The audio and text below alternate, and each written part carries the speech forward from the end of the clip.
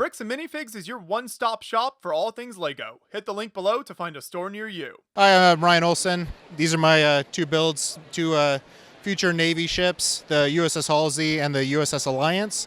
They were originally built for September. This one, the Halsey, was 2 years ago, 2021, and the Alliance is this year's 2023 build. For people who aren't familiar with September, explain a little bit of the concept there and what the goal is. Yeah, so every year in September, there's a build challenge. It's usually hosted on Flickr and Discord, where people build ships, spaceships specifically, that are at least 100 studs long within a 30-day time frame. So this one was done in September of last year. This one was done a little earlier, the newer one, the Alliance, because BrickCon this year has moved up a month in September. I wanted it to be here for the show. So, yeah. So fantastic work on both of these. We'll start with the older one here first. Kind of take us through some of the design elements, what you were going for here. Yeah, so it's sort of it's a future U.S. Navy destroyer. So it's similar to like modern naval vessels that have like vertical launch tubes and deck guns and phalanx close-in weapon systems, but just in a space context. So it's funny though, I've gotten a lot of feedback. It's like, oh, it's a submarine, right? No, it's a spaceship, I swear. Yeah, so.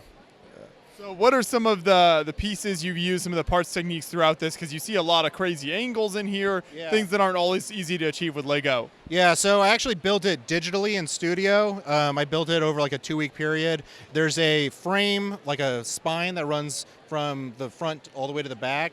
And then there's these ribs at ever so long along the length with anti-studs out, and then the panels basically just attached to those ribs at these angles too. It's actually pretty strong. Yeah, and then the curved slope elements, there's mixel joints in there to kind of achieve that like angled look. Yeah. What are some of the detailing elements on the outside here that you used to kind of like finish off the look that you were going for? Yeah, I mean, so at the front here, there's like spinal mount rail guns on the front, and then the missile pods at the top. Those are like hatches that would open and missiles would fly out. And then, of course, there's turreted guns on the sides. Yeah, it's mostly regular brick, though. Just the paneling is like just straight plates and bricks. So, yeah. You mentioned that you did it as a digital build. What are some of the challenges or the advantages of building digitally? Are there things that are not possible when building digitally that you can kind of do with the bricks in person? So digitally, it has some advantages. It's fast. You can iterate fast. You can change colors fast. You don't have to take something apart to change out the color. You can just literally say, I want this color here instead of this other one. The downside, though, is you don't have like gravity and structural. You have to kind of over-engineer it or overthink it as you're going through. It can be tricky. I tend to like err on the side of like make sure it doesn't sag or anything. Try to overbuild it. It takes some practice, but I think it's kind of one of the most efficient ways to do the ship. So I usually design it digitally, get the parts list, figure out what parts I already own, and then buy the rest on BrickLink. So it's pretty seamless that way. Yeah. And now with the newer ship, what were you going for with this one? So this one is like if we're on a budget, I can't afford this ship. So this ship has like half as many weapons as the first ship. This one's a destroyer and this one's a frigate, and so it has like half as many missile tubes, half as many guns. Yeah, so it's sort of like the budget version.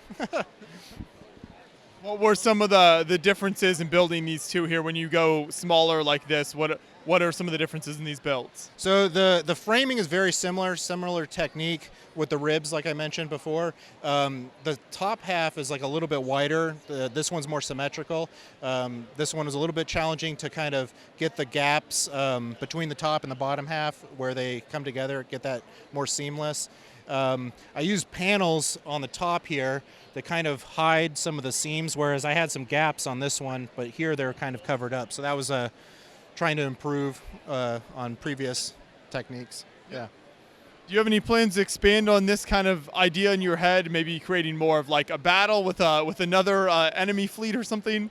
I want to do an aircraft carrier, like a giant like 200 stud, 300 stud long aircraft carrier, and then build like at least one or more of each of these and have like a whole battle group. But that's a lot of commitment and a lot of budget. So we'll see if it happens. But I'd love to do that. Yeah.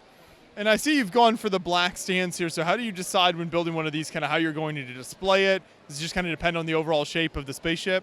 Yeah, well, with these, I did the stands from the beginning. They're actually built into the structure, so they're very strong. It doesn't separate from the stands. They're like built into the structure, so it travels with the stands, and always have to go black so it blends in with the tablecloth.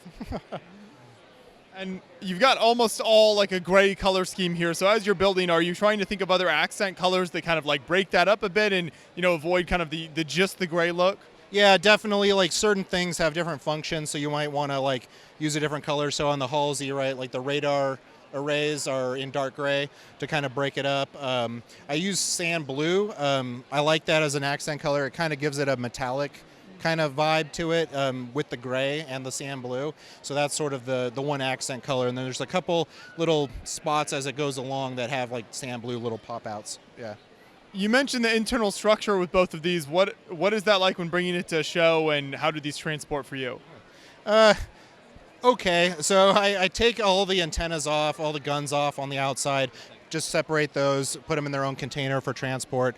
I didn't really do a good job of designing these for transport, so I actually take like a towel and like wrap it and like tape the towel around it and then just lay it on its side in the car. And I don't live very far away, so it wasn't too bad, but some stuff broke, but it was easily fixed. Yeah. Well, thanks so much for bringing these out to BrickCon here. They look fantastic. I can't wait to see the fleet grow in the future, so thank you so much. Yeah, my pleasure. Thank you.